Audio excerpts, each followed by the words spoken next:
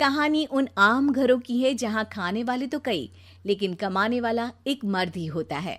बावजूद इसके उससे उम्मीदें कम नहीं होती। देखिए जी, सामने वाले वर्मा जी कैसी अच्छी तरह से सफाई करते हैं छुट्टी वाले दिन अपने घर की, और एक आप हैं। अरे यार, उनके पास कार है, ऑफिस पास में है और हफ्ते में 2 दिन की छुट्टी होती है, तो फर्क तो पड़ता है ना। मेरी तो शादी ही गलत हो गई।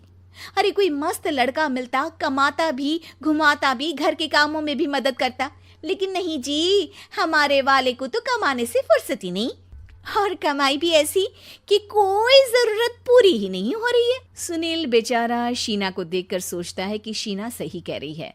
देखने में सुंदर है, घर का सारा काम कर लेती है, उसे तो कोई भी अच्छा लड़का मिल सकता था। क्या सोच रहे हैं? भागने का इरादा तो नहीं है?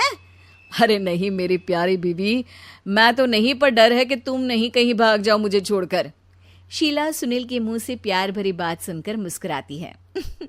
आप भी ना। सुनील एक दिन ऑफिस से घर आता है कि तभी शीना कहती है, सुनिए जी, वो मेरी सहेली आई थी, सारा दिन वो लोग यहीं थे, अब जा रही थी तो मैंने कहा नहीं नहीं, मेरे पति छोड़ आएंगे ना तुम्हें, तो रोक लिया मैंने।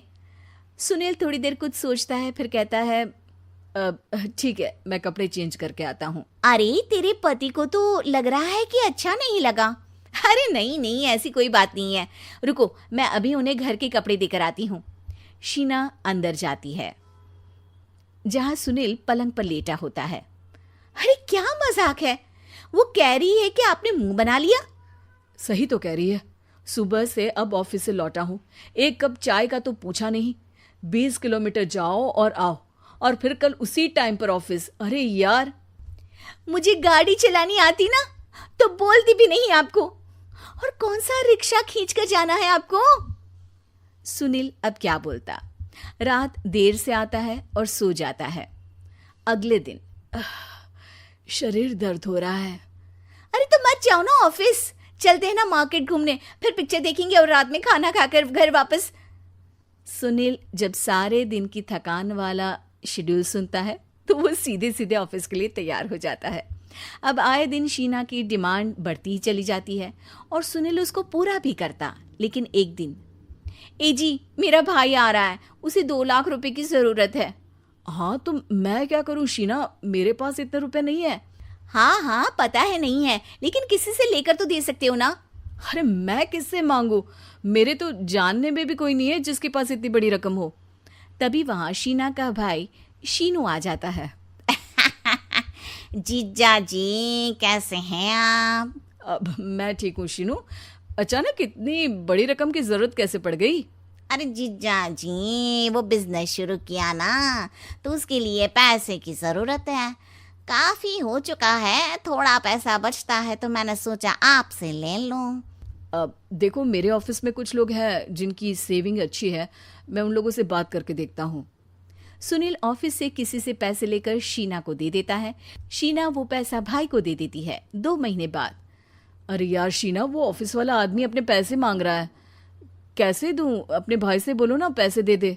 अरे हाँ हाँ दे देगा, कहाँ भागा जा रहा है, आप उनको बोल दो कि दे देंगे।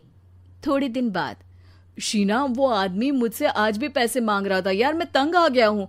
ऑफिस जाते ही सामने उसका चेहरा दिखता है, क्या बोलूं, बार बार पैसे मांगता है।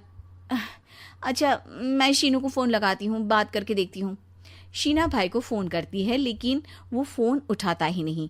लगता है भाई कहीं ऐसी जगह है जहाँ नेटवर्क की समस्या होगी। सुनील अगले दिन दोपहर को ही घर आ जाता है। उसका चेहरा उतरा और परेशान सा होता है। वो रोने लगता है।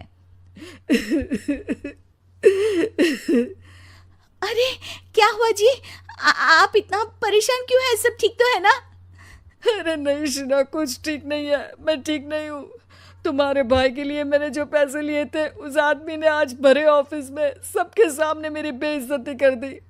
सबके सामने आज मैं कर्जदार बनकर खड़ा था। मैंने हर वो प्रयास किया घर चलाने के लिए जो मैं कर सकता था, लेकिन अब नहीं होगा। वो फिर रोने लगता है। अरे आप तो औरतों की तरह रो रहे हैं, मर्द हैं आप। क्यों, आदमी के सीने में दिल नहीं होता, या फिर वो इंसान नहीं मशीन होता है? अरे मैं थक चुका हूँ शीना, तुम समझती क्यों नहीं? मैं भी शारीरिक और मानसिक रूप से थकता हूँ, मैं भी आराम करना चाहता हूँ, सुकून चाहता हूँ। मैं अब कुछ नहीं कर सकता। कुछ नहीं। वो बैठ जाता है। शीना पति को हैरान परेशान देखकर चुप हो जाती है।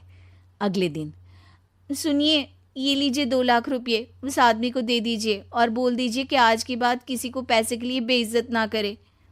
सुनील पैसे देखकर राहत की सांस लेता है। अरे शीना, तुमने तो मेरा बहुत बड़ा काम कर दिया। अब मैं शान से ऑफिस जा सकता हूँ। लेकिन ये पैसे आए कहाँ से? ये पैसे मैंने अपने गहनों को गिरवी रख कर लिया है। तुम ठीक रहो, निश्चिंत रहो, मैं बस यही चाहती हूँ। मुझे माफ़ करना, पर अब मैं समझ चुकी हूँ कि मर्द को भी दर्द होता है।